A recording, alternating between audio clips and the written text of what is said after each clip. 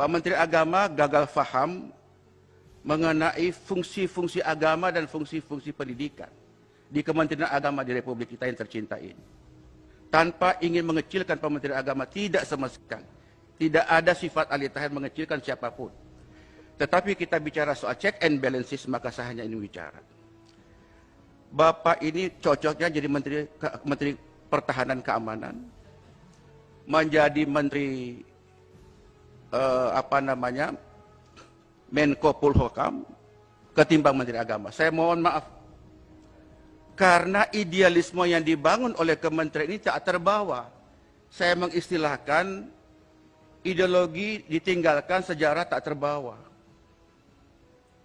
Kenapa demikian? Karena pernyataan-pernyataan Kementerian Agama kontraproduktif terhadap program-program dan anggaran kita.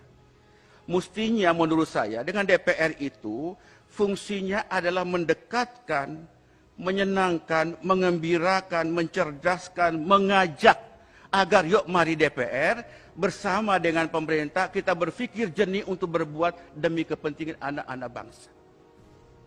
Saya orang yang suka cengeng, Pak. Karena saya orang yang paling jauh di Flores Timur, Nusa Tenggara Timur, daerah sangat-sangat miskin.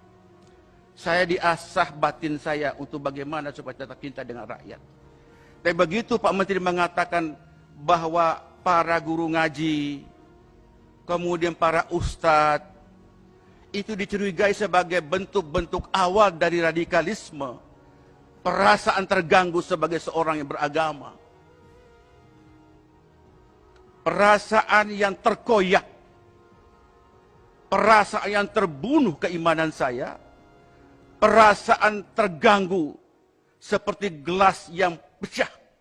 Seolah-olah selama ini kita sholat, kita ngaji, kita berbuat sesuatu itu tidak ada arti apa-apa. Wallahi, tadi pagi saya sengaja dalam rapat ini saya membuka surat Al-Qiyamah. Saya menangis, Pak. Allah mengatakan, فَإِذَا قَرَأْنَهُ فَاتَّبِعْ قُرْآنَهُ. Jika kami telah membacakan Quran itu, maka ikutlah bacaannya. Saya membaca itu, air mata saya keluar, kemudian saya teringat Pak Menteri Agama. Kok tega menyatakan bahwa para ustadz, para guru ngaji itu adalah bagian dari bibit-bibit radikalisme. Apakah itu betul atau tidak, soal nanti Pak Menteri mengklarifikasi. Tetapi publik sudah menyatakan itu. Sampai saya bertanya, Pak Menteri Agama Islam atau bukan? Saya mohon maaf. Perasaan suuzon sebagai seorang tidak boleh sebenarnya. Tapi ada perasaan tak enak. Karena kami anggota DPR seperti mendayung di tengah dua selah karang, Pak. Karang yang pertama adalah idealisme yang kami bangun. Kami rakyat kecil, Pak. Kami ini suara yang mendukung kami orang-orang kecil. Karang yang kedua adalah kekuasaan. Antara dua selah karang itulah mempertemukan kita di forum yang terhormat ini.